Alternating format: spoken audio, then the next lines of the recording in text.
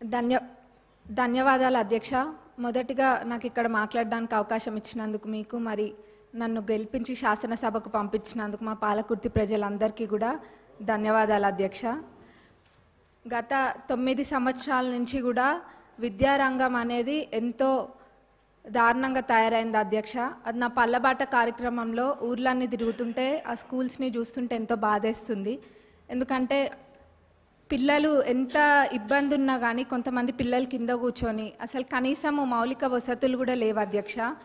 Toilets అయితే అవి ఎంత దారుణంగా ఉన్నాయంటే అక్కడ పిల్లలు అవి ఎట్లా యూజ్ చేస్తుండ్రు అన్నది చూస్తేనే చూసిన వాళ్ళకి బాధ అవుతుంది అధ్యక్ష. కొన్ని చోట్లనేమో అసలు టాయిలెట్సే లేవు, కొన్ని చోట్ల ఉంటే మెయింటెనెన్స్ లేదు, ఇంకొన్ని చోట్లనేమో అసలు ఎన్ని రిపేర్స్ ఉన్నాయంటే అధ్యక్ష అది పట్టించుకున్న నాదుడే లేడు అధ్యక్ష గత 10 సంవత్సరాలలో కూడా. మరి ఇదే కాకుండా అధ్యక్ష స్టాఫ్ ప్రాబ్లం కూడా చాలా ఉంది అధ్యక్ష.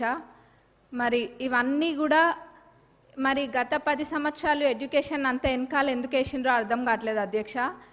వేర్లు మంచిగా ఉంటేనే చెట్టు మంచిగా ఉంటుంది. మరి అసలు ఆ వేర్లే మంచిగా లేనప్పుడు మరి ఇంకా ఏమవుతారు, పిల్లల భవిష్యత్తు ఏం కావాలి అధ్యక్ష.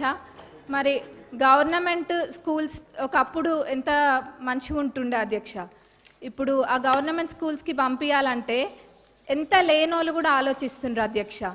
అంటే వాళ్ళకి ఆర్థికంగా ఎంత భారమైనా కానీ ప్రైవేట్ స్కూళ్ళకి పంపించుకుంటుండ్రు అధ్యక్ష. ఎందుకంటే అక్కడ పోతే ఎటువంటి వసతులు లేవు కాబట్టి.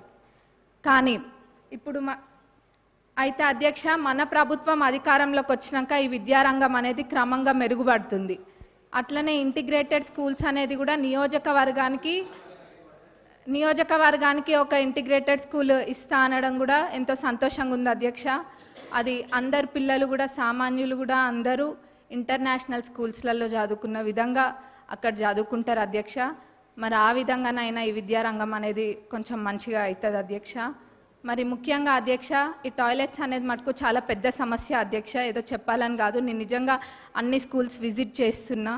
మరి గతంలో వాళ్ళు చేయలేంది మన ప్రభుత్వంలో చేసి చూపిస్తామన్న నమ్మకం నాకు ఉంది. అది ఖచ్చితంగా కూడా చేస్తాం అధ్యక్ష.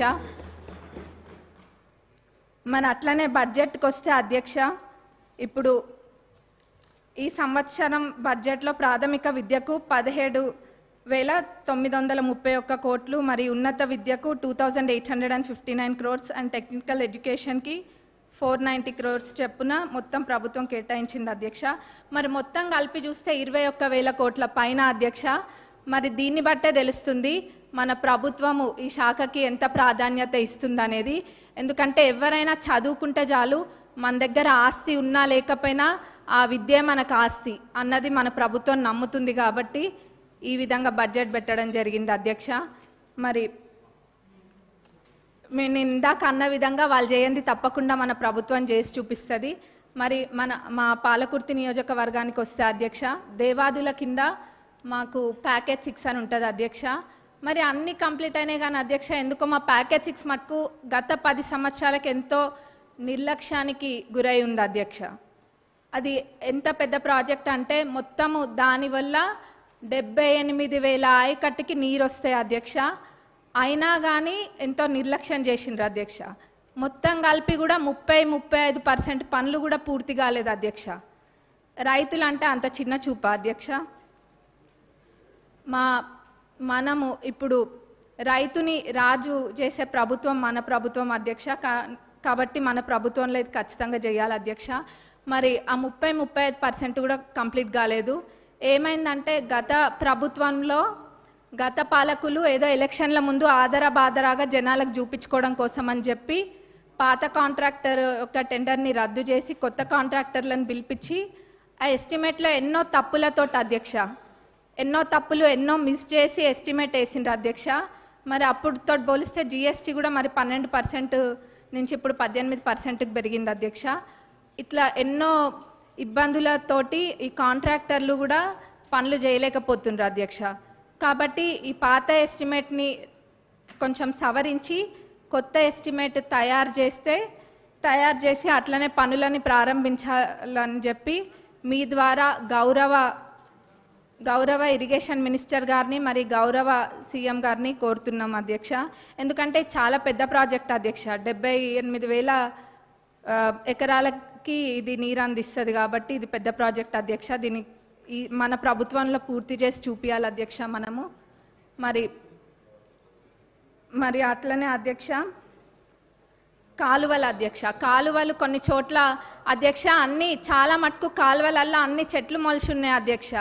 దాన్ని కూడా ఎవరు పట్టించుకోలేదు. మళ్ళీ ఎట్లున్నారంటే ఇక్కడ సభలో అనొచ్చు అనొద్దో అదేదో వాళ్ళు చేయకుండా ఏదో 10 సంవత్సరాలు మనమే ఉండి పాలించినట్టుగా చెప్తున్నారు అధ్యక్ష.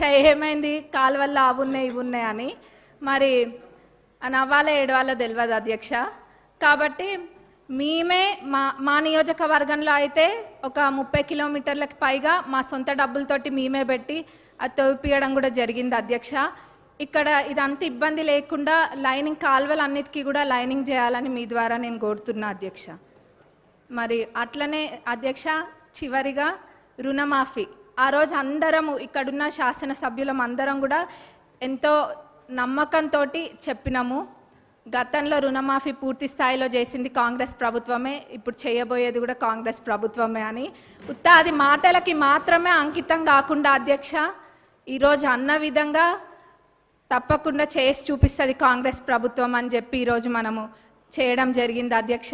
మరి ఇది అందరికీ ప్రతి ఒక్క కాంగ్రెస్ కార్యకర్తకి మరి ప్రతి ఒక్క రైతులకు కూడా ఇది గర్వించదగ్గ విషయం అధ్యక్ష.